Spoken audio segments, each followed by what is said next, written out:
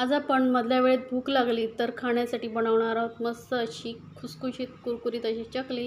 ही चकली बघा किती मस्त अशी काटेरी काटेदार अशी झालेली आणि खूपच कुरकुरीत आहे.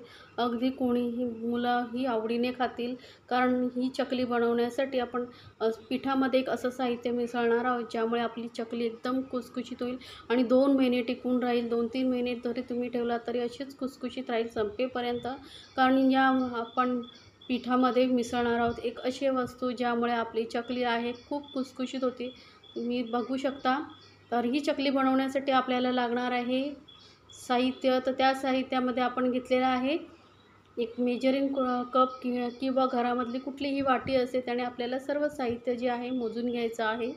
तर मी हा मेजरिंग कप घेते, त्यानेच आपण सर्व साहित्य मोजून घेतलेलं आहे. तर 2 कप मी ते तांदळाचं पीठ घेतलेलं आहे, रेडीमेड भेटतं ते. आणि त्याच्या अर्धा आपण 1 कप पोहे घेतलेले. तांदळा पिठाच्या अर्धा 1 कप पोहे आणि पोह्यांच्या अर्धा कप आपण इथे फुटाणा डाळ घेतलेली, जी चिवड्यासाठी वापरतो. 1 चमचा धने, 1 चमचा जिरं घेतलेलं आहे.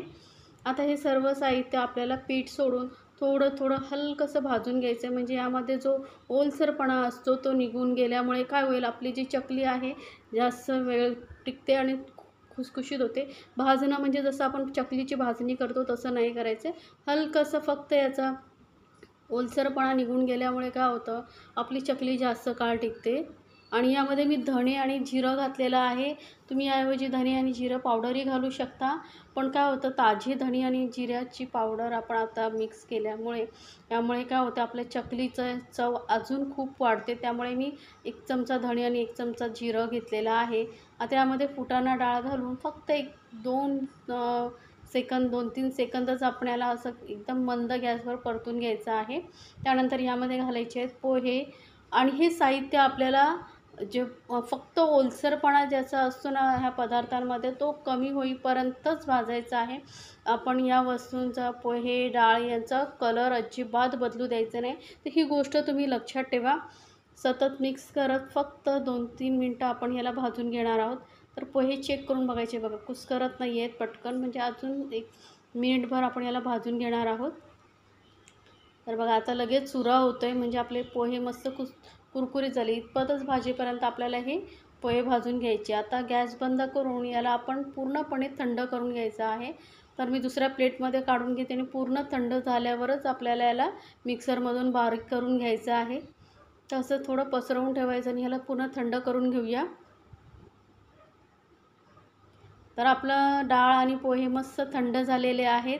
आता याला आपण एका मिक्सर जारमध्ये घालून एकदम बारीक दळून घ्यायचं आहे, किंवा मग तुम्ही जास्त प्रमाणात बनवत असाल तर चक्कीवरून दळून आणलात तरी चालेल. एकदम पावडर करायची. आता ह्याला आपल्याला चाळून घ्यायचं आहे, किंवा यामध्ये जर जाडसर कण वगैरे राहिले असतील तर ते निघून जातील, म्हणून याला चाळून घ्यायचं. चाळून घेतल्यामुळे काय होतं, पीठही छान हलकं होतं. तर चाळणीच्या साहाय्याने मी त्याला चाळून घेते. आपण मस्त अशी पोह्यांची कुरकुरीत खुसखुशीत अशी चकली करतो आहे. तर बघा, हे जाडसर असं साहित्य आहे जे आपल्याला टाकून द्यायचं आहे, त्याचा काही उपयोग नाही आहे. तर हे मी टाकून देते. आणि तर आपण तांदळाचं पीठ घेणार आहोत. हे तांदळाचं पीठ आपण रेडीमेड मार्केटमध्ये मिळतं ते घेऊ शकता, किंवा मग तांदूळ थोडेसे धुवून सुकवून चक्कीवरून दळूनही आणू शकता. आता किलोच्या प्रमाणात बनवायचं असेल तुम्हाला तरी मी डिस्क्रिप्शन बॉक्समध्ये देते, तिथे जाऊन तुम्ही पाहू शकता. तर यामध्ये आता घालूया 1 चमचा ओवा. ओव्यामुळे चकली खूप छान लागते. सोबतच 2 चमचे एवढे मी सफेद तीळ घेतलेले आहेत. आणि चवीनुसार घालूया आता मीठ. आणि अर्धा चमचा एवढंच मी घालते हळद. यामुळे कलर खूप छान येतो आपल्या चकलीला. आणि तिखटपणासाठी आपण इथे 2 चमचे लाल मिरची पावडर घालतो आहे. तर तुम्हाला तिखट जास्त आवडत असेल तर मिरचीचं प्रमाण तुम्ही कमी जास्त करू शकता. आता हे सर्व साहित्य मस्त असं आपण मिक्स करून घेणार आहोत. एकजीव झालं आहे. आता यामध्ये आपण असं साहित्य घालणार आहोत ज्यामुळे आपली चकली एकदम खुसखुशीत होईल. तर ते आहे बटर. तर आपण जे रेग्युलर बटर घरामध्ये आणतो, अमूल बटर किंवा कुठल्याही ब्रँडचं तुम्ही आणत असाल ते बटर घ्यायचं आहे. तर इथे साधारण आपल्याला 3 चमचे बटर लागणार आहे, कारण आपण 2 कप तांदळाचं पीठ आणि 1 कप आपण पोहे आणि डाळीचं पीठ झालं असेल असं मिळून 3 कप होणार आहे. त्यामुळे 3 चमचेच आपल्याला यामध्ये तूप घालायचं आहे. तर गरम करून घेतलेलं आहे, तरी पण आपण यामध्ये मोजूनच घालणार आहोत. आपल्याला 1 कप पिठासाठी 1 चमचा बटर हवा आहे. इतपतच आपल्याला म्हणजे 3 चमचेच आपल्याला बटर लागणार आहे. बटरमुळे काय होतं, आपली चकली जी आहे ना खूप खुसखुशीत होते. तेलाऐवजी तुम्ही एकदा बटर घालून बघा, खूपच छान चवीला लागते चकली. तर मी जे टिप्स सांगते त्या फॉलो करून तुम्ही चकली बनवून बघा. अगदी न फसता तुम्ही पहिल्या वेळेस चकली बनवू शकता. अजिबात फसणार नाही आणि तेलही अजिबात ही चकली पीत नाही. त्यामुळे कमी तेलकट आणि मस्त अशी खुसखुशीत चकली कशी बनवायची मी तुम्हाला सांगितलेलं आहे, तर नक्की बनवून घ्या बघा. तर आता हे पीठ आहे ना, आपण मस्त असं चोळून घ्यायचं, म्हणजे जो बटर आहे व्यवस्थित पिठाला लागेल. तर अशी मूठ करून बघायचं, मस्त बांधली गेली आहे, म्हणजे आपलं बटरचं प्रमाण आहे ते व्यवस्थित आहे. आता यामध्ये घालूया आपण थोडं पाणी घालून असं आपण पीठ मळून घेणार. एकदम घट्टसरही नको आहे आपल्याला आणि एकदम पातळही नको आहे, मध्यम असं आपल्याला पीठ हवं आहे. जर पातळ केला तर चकलीला काटे येत नाहीत, लगेचच ते बसले जातात. आणि खूप कडक जरी पीठ केला तर मग ते साच्यामधून निघणार नाही. त्यामुळे पिठाचं प्रमाण व्यवस्थितच मळायचं आहे आपल्याला. आता 1 चमचा तेल लावून मी चांगलं पीठ परत मळून घेते. तर बघा मस्त असा कलरही आलेला आहे आपल्या पिठाला. आता ह्या पिठामध्ये सर्व मसाल्यांचा फ्लेवर उतरण्यासाठी आपण याला झाकून 10 मिनटं साईडला ठेवू. तर साधारण 10 मिनटानंतर बघा मस्त असं आपलं पीठ मुरलं गेलेलं आहे.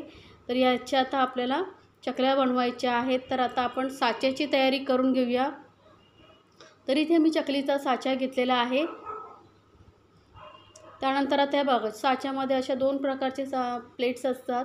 तर मी मध्यम अशी ही घेते आहे, म्हणजे चकली एकदम जाड होणार नाही. जर जाड एकदम चकली झाली ना, तर मग ती तळताना खूप टाईमही लागतो आणि आतून मग लवकर नरम होते.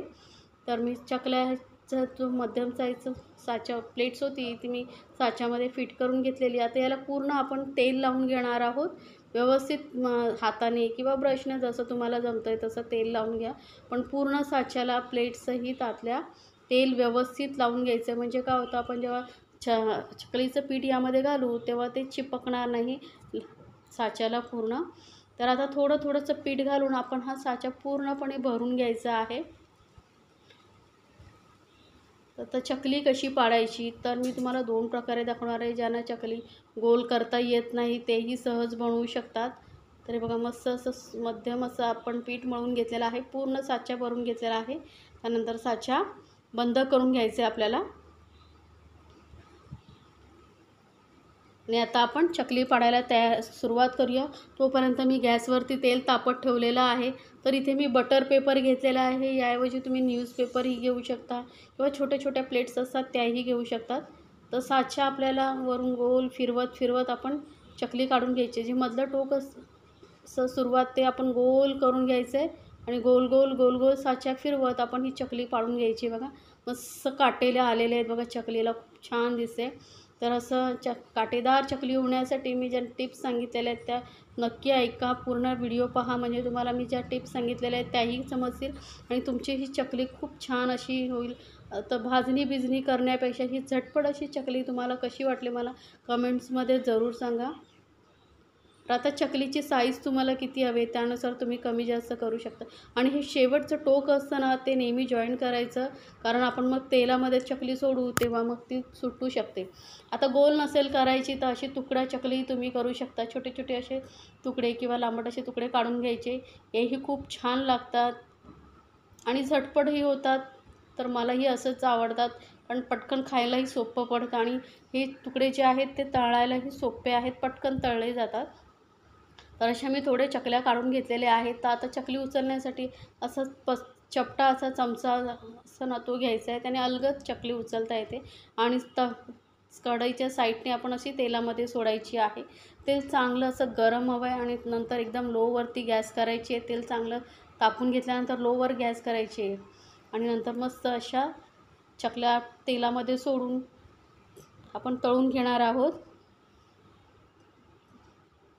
तर आता एका वेळेस जेवढ्या चकल्या राहतील 5-6 तेवढ्या टाकून घ्या आणि एकदम चकली जरा थोडी कडक होईपर्यंत अजिबात त्याला हात नाही लावायचा आहे, झारा अजिबात लावायचा नाही. थोड्याशा चकल्या तेलामध्ये सेट झाल्या का मगच पलटून दुसऱ्या साईडने आपण तळून घेणार आहोत. तर बघा मस्त असं आता तळी गेली की नाही ते ओळखण्याची पण एक पद्धत आहे, तर मी पुढे जाऊन तुम्हाला सांगते. वा अगदी आता गॅसचा फ्लेम मीडियमवरती केलेला आहे आणि मीडियम फ्लेमवरती आपण ही चकली तळून घेतो आहे. तर जो तेलाचं बुडबुड येतात ना ते यायचे बंद झाले म्हणजे आपली चकली तळली गेलेली आहे. तर आता चकल्या काढून घेऊया. आणि जे तुकड्या चकल्या केलेल्या आहेत आपण चकली तीही बघा मस्त अशी पटकन तळली जाते. तेलामध्ये सोडायलाही सोपी, करायलाही सोपी आहे. तर तुम्हाला कुठली पद्धत आवडली ते मला सांगा. तुम्हाला जसे तुकडा चकली आवडत असेल किंवा गोल चकली जशी तुम्हाला आवडते तसं करू शकता. पण रेसिपी जर आवडत असली तर चॅनलला लाईक्स, कमेंट आणि सबस्क्राईब करायला विसरू नका. सोबतच बेल आयकॉनवरती क्लिक करा म्हणजे माझ्या नवीन रेसिपीची नोटिफिकेशन लगेचच तुमच्यापर्यंत पोहोचेल. तर एका वेळेस जेवढे चकलीचे तुकडे कढईमध्ये राहतात तेवढे टाकून घ्या आणि मस्त असे एका साईडने व्यवस्थित थोडा वेळ तळू द्या.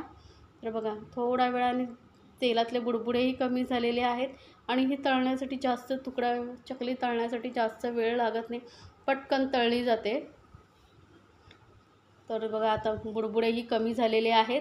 आता ही आपण चकली मस्त अशी कुरकुरीत झालेली आहे तर काढून घेऊया. तर झटपट बनवा आणि मला कमेंट्समध्ये ज़रूर सांगा तुम्हाला ही रेसिपी कशी वाटली. अगदी मस्त काटेरी झटपट होणारी ही पोह्यांची चकली. तर काटे तुम्ही बघूनच तुम्हाला समजलं असेल की किती छान असे चकलीचे काटे आलेले आहेत आणि एकदम खुसखुशीत होते. कोणीही सहज खाऊ शकतं. बघा पटकन सुरा होतो, एवढी खुसखुशीत ही चकली होते. तर मस्तपैकी बनवा आणि मधल्या वेळेसाठी चहाबरोबर किंवा मधल्या वेळेत भूक लागते मुलांनाही सतत काहीतरी मग खायला दे त्यावेळेस तुम्ही ही पटकन चकली देऊ शकता. म्हणून डबा भरून ठेवला 2 महिने अजिबात खराब होणार नाही.